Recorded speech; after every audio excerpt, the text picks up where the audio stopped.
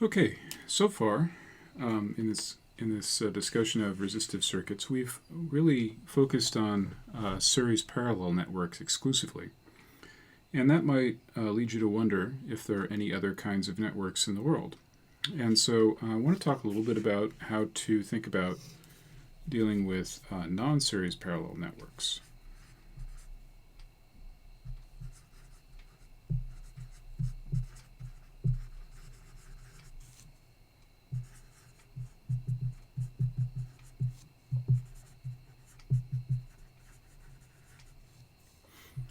Okay, so if a series parallel resistive network was a network that could be reduced to a single equivalent resistance through a succession of or a series of successive application of series parallel equivalent circuits,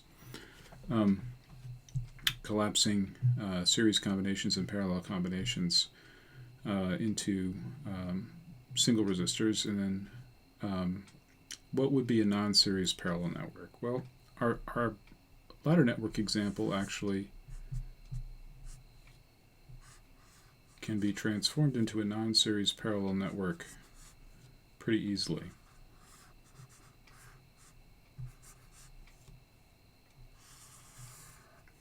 So this was our ladder network, and we were interested in the voltage across R4.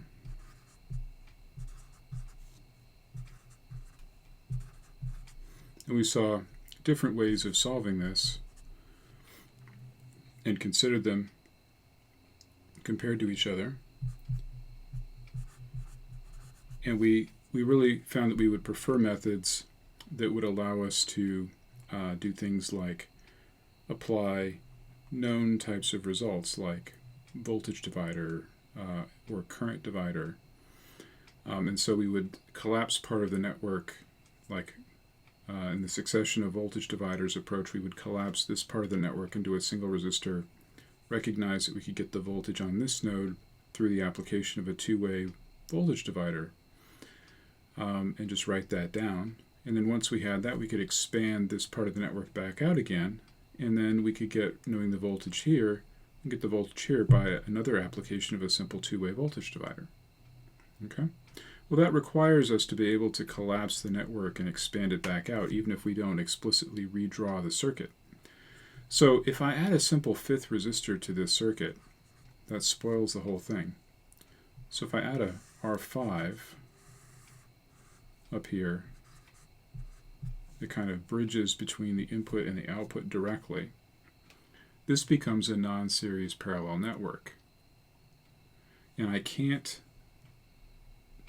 find simple series parallel combinations of these elements that would allow me to simplify the circuit and collapse pieces of it down. And so, what are we to do? One approach, of course, is to fall back on the method of last resort, which is something like nodal analysis, and you can do that.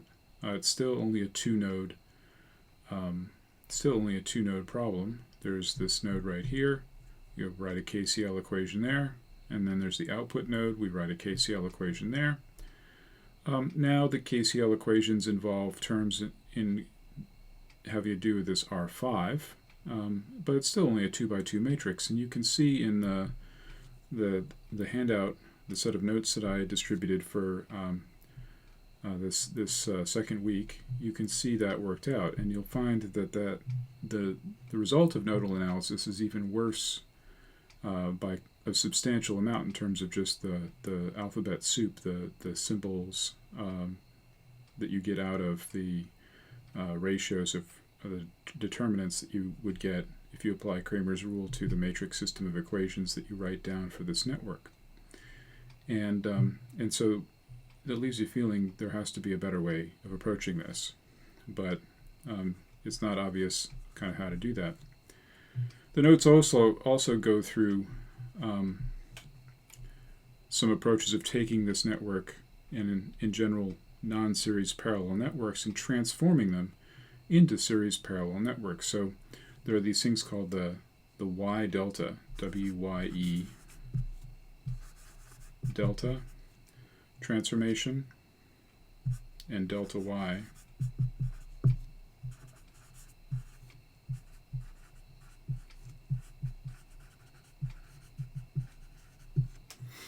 and they allow you to take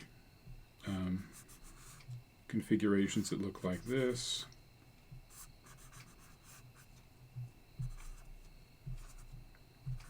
Three nodes connected like this, A, B, C, with let's say R1 or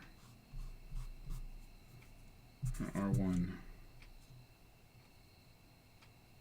R2, and R3, and they let you transform into a configuration that looks like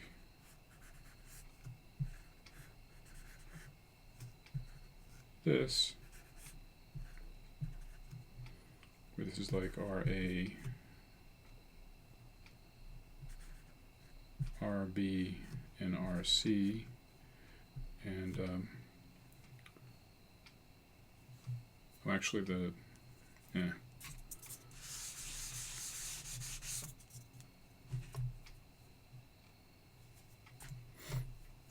it's probably like this.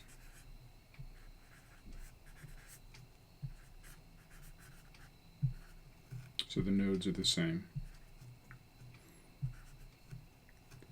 A, B, C, and then RA, RB, and RC, where RA is a function of these three resistors, RB is a function of these three resistors, and RC is a function of these three resistors, but they're not super simple combinations. But if you, for instance, recognize, oh, by the way, this is how you spell the letter Y, W-Y-E, and so this looks like a capital Greek delta, and this looks like a Y, like a capital letter Y, although in this case it happens to be upside down. So this idea is you take a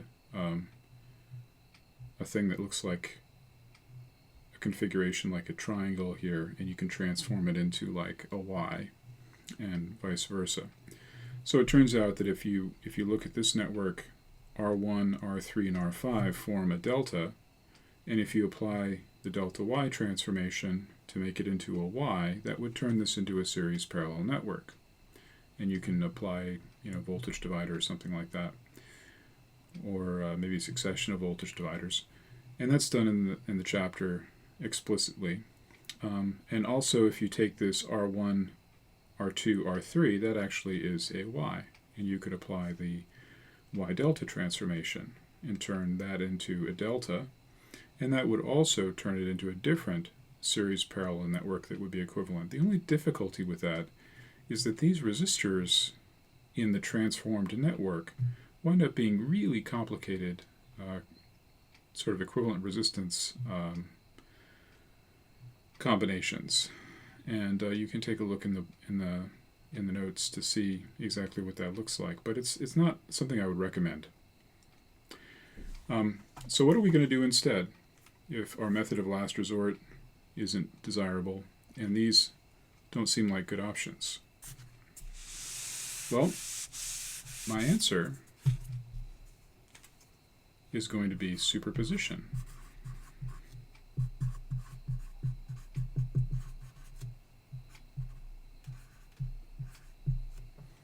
Superposition. That seems like a weird thing to try to apply to a circuit like this because there's only one source. And superposition we were talking about as a method of dividing and conquering that would allow us to take a circuit with multiple sources and consider the sources one at a time. And sure, when we turn some of the sources off and they are replaced by shorts or opens, depending on whether they're voltage sources or current sources, the network might be simpler. But we only got one source here. So what's up with that? Well, there was a guy, his name was Reuben Kelly, who was a faculty member at the University of New Mexico at Albuquerque for most of his career, if not all of his career. And he figured out a very clever way, actually a couple of very clever ways, to take a network like this and to apply what are called source transformations. That was one technique called source splitting or source shifting, to create an opportunity to apply superposition where none apparently exists. And so, what does that look like applied to this particular problem? I'm going to draw this down here a little further away from the edge there so I can get some space. So here's our network.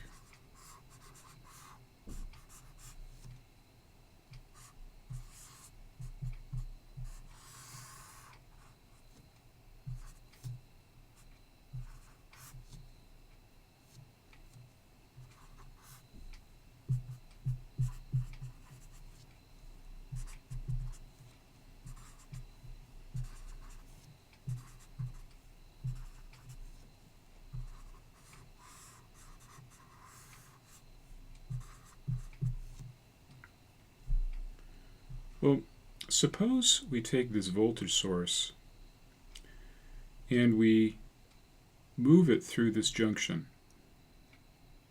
Okay, so we're going to take this voltage source and we're going to move it through the junction into each of these two branches. What does that look like? Well, I haven't given myself too much room here.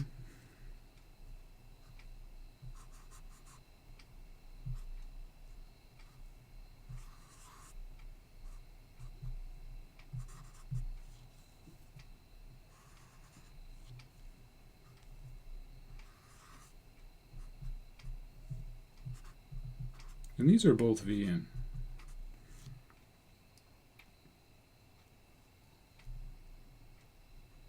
So I need a voltage source to maintain the left-hand side of R1 at Vn, and I need a voltage source here to maintain R5, the left-hand side of R5 at Vn. And these resistors don't care, really, whether these are two separate voltage sources with the same value, or whether that was a single voltage source out here with both left-hand sides connected to the positive terminal. Okay, so in this case we've sort of shifted the voltage source from this branch into each of these branches. Well, now we have two voltage sources. They happen to have the same value. In other words, their values are tied together. But we can now apply superposition. The network is linear, and so superposition applies, and we can turn each of these two sources off in turn and consider the component of V out due to each one, and then superpose the results. So this is a way of creating an opportunity to apply superposition where none apparently existed. So this is one way of thinking about it, of shifting the voltage source, and so this is sometimes called voltage source shifting. Another way of thinking about it, and I typically draw it this way, is to think about taking our original voltage source and splitting it. Okay, so here's Vn. Suppose I had a second voltage source here in parallel with Vn, whose value happens to be Vn. Okay? And I ask, how much current is flowing in this branch? Well, I have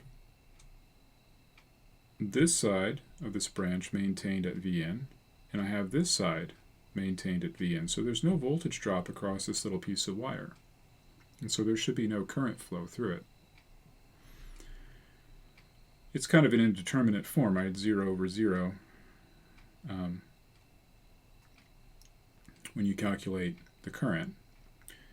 But I could imagine there being some sort of, finite resistance to this, very, very small, but finite. And then ask, what is the current? And the current would be 0 if the voltage drop is really 0. And I could imagine taking the limit.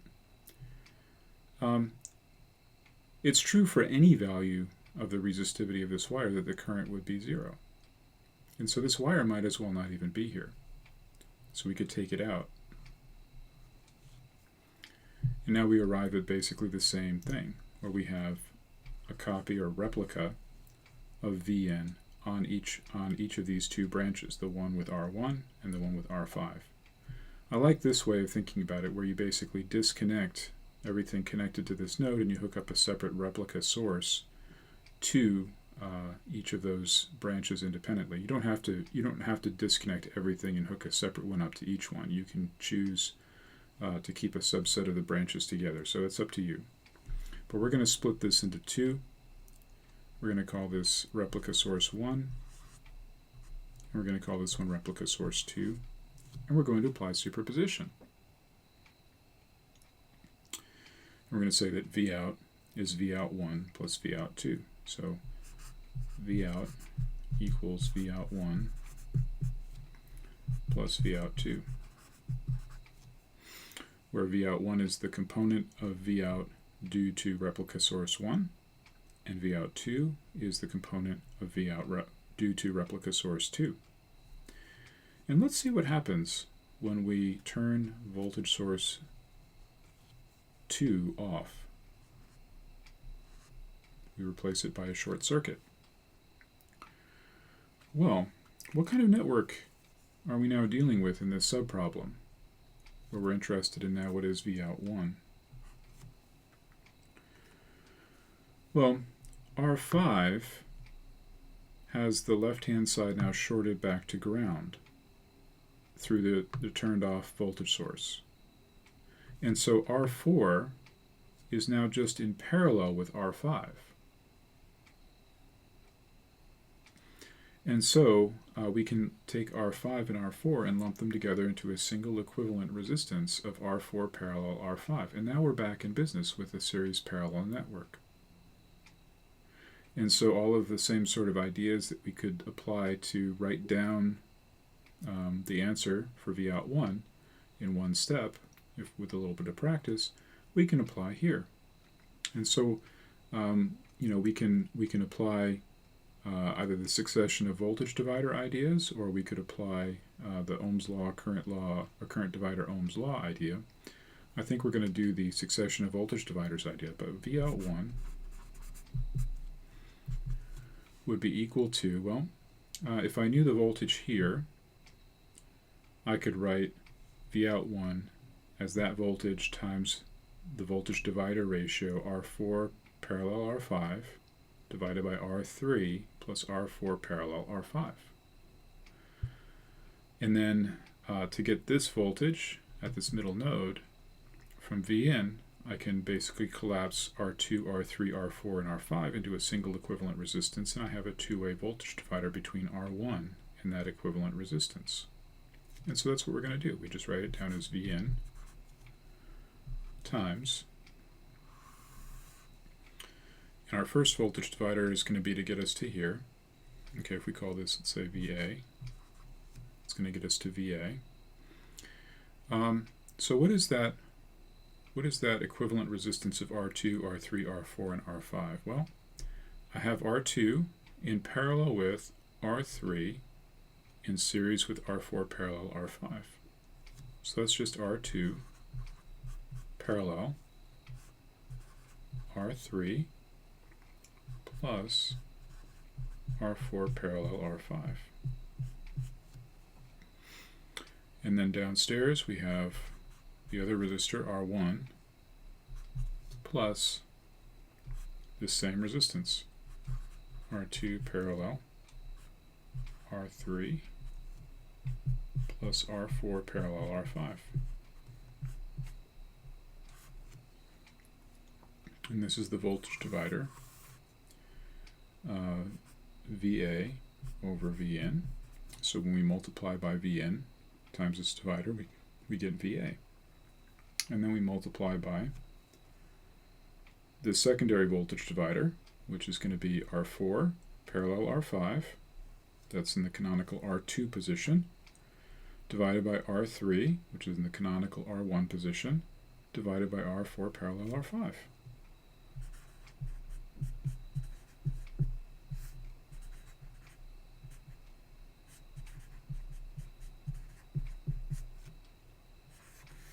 And so this is Vout1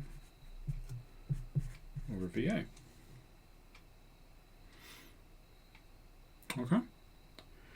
So that looks like a pretty formidable expression, and it is. I wouldn't necessarily want to have to expand this out and collect terms and everything, but nobody said you had to do that. And notice that these expressions are all nice series parallel combinations of resistors. And if we know something like, let's say, R2 is much smaller than, let's say, R3, well, then we know that R2 will dominate this parallel combination, and we could neglect this other mess here in favor of R2 and make some approximations on that sort of basis. So now we basically turn replica source 2 on and turn replica source 1 off.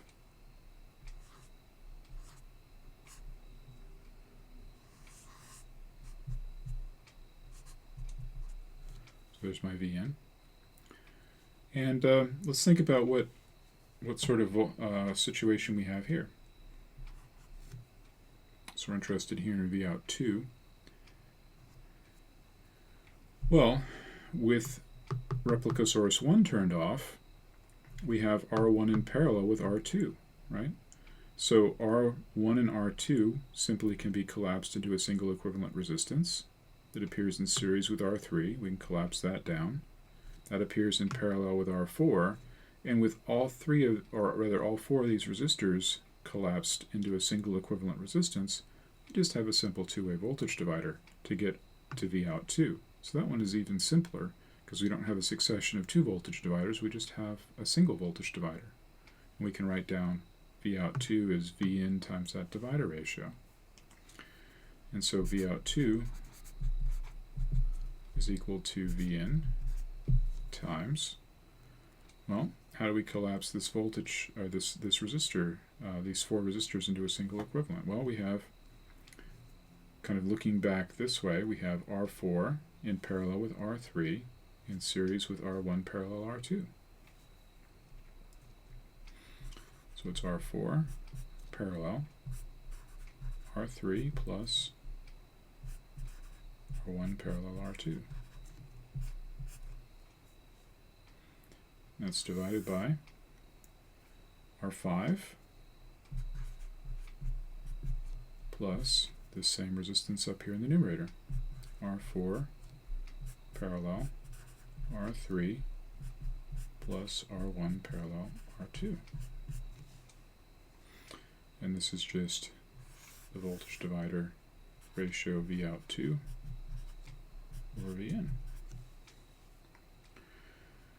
And so we can get the answer by simply adding these two components up and factoring out Vn. And so rather than rewriting these things, we can just kind of do that in place by just doing something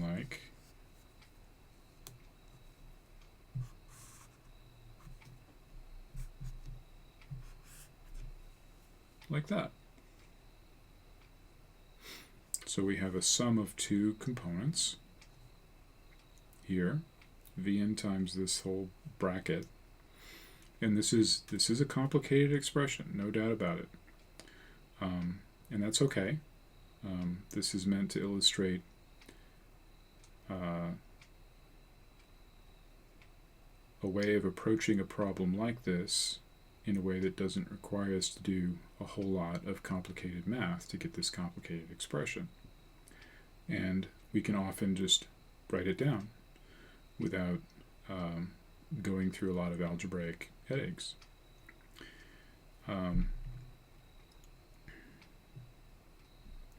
So that is how I would recommend dealing with a problem like this, is to use something like source splitting, which allows us to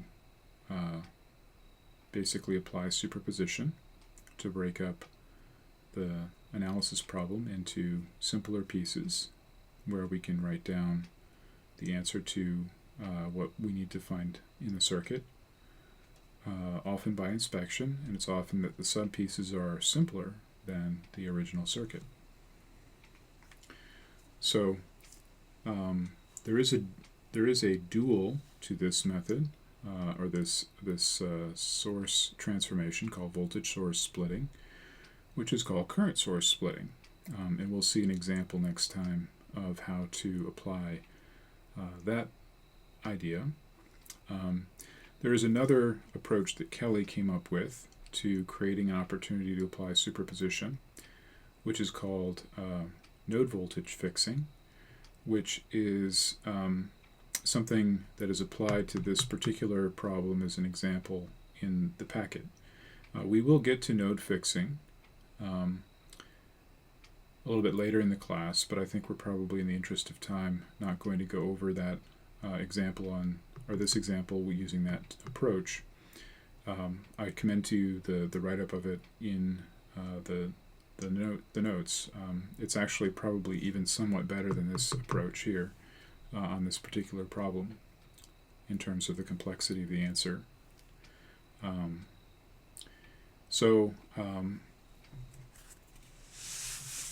think that'll be it for this particular segment.